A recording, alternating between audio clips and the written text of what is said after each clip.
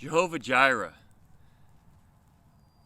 Well, this is one of the first compound names that we find in the Bible, and it's given to God by Abraham. We find ourselves in Genesis 22, and it's a really intriguing passage. It says here, "And it came to pass after these things that God did tempt Abraham and said unto him, Abraham, and he said, Behold, here I am. And he says, Take now thy son, thy only son Isaac, whom thou lovest, and get thee to the land of Moriah, and offer him there for a burnt offering upon one of the mountains which I will tell of you." There's so much prophetic language in this. It's amazing. Get thy son, thy only son. And he wants him to take him to Moriah, which means chosen by Jehovah. And so this is just rife with prophecy about how the only begotten Son of God would be offered for mankind. And you see that Abraham, he doesn't flinch on this. And this just disturbs us. We need to understand that this says in the passage here that he's going to be tempted or tried of God. And so how's he going to do? He's going to find he's going to do extremely well. So he gets all this together. And now we find ourselves in verse 7. He says, "And Isaac spoke unto Abraham his father and said, My father. He said, Here am I, my son. And he said, Behold, the fire and the wood, but where is the lamb for the burnt offering? And Abraham said, My son, God will provide himself a lamb for a burnt offering. So they both went there together." And down in verse 14 is where we see that he calls the name of the place Jehovah Jireh.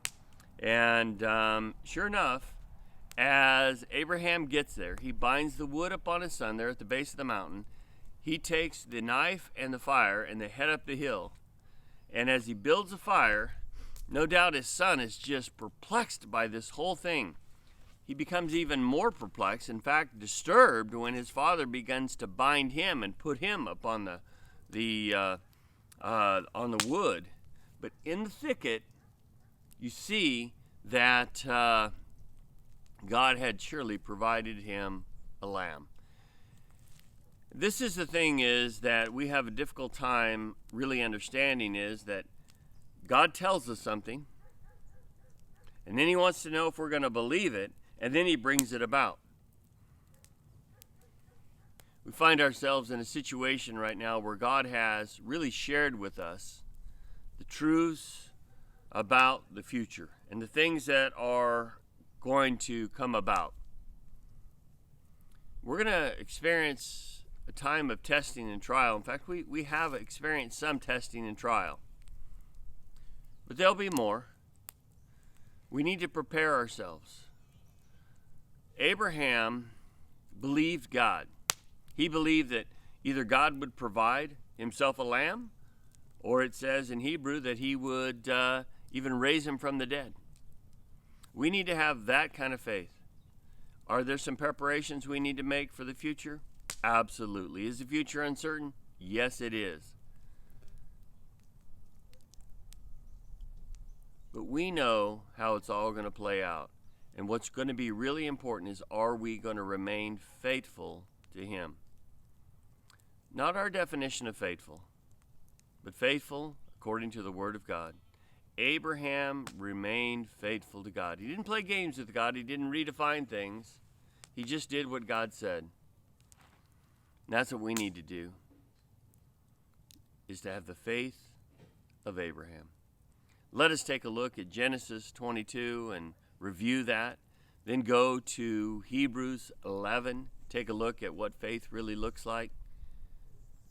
Let us go and look at Matthew 24. Let us peruse the book of Revelation that we might know what's ahead. Let us be faithful in prayer. Let us be faithful witnesses for Christ. Let us be emblematic of his love to those around us. that we might prepare for what's ahead. Difficult times are coming, and it's going to take faithful people to get through. May God richly bless you. Thank you for tuning in. We'll see you tomorrow.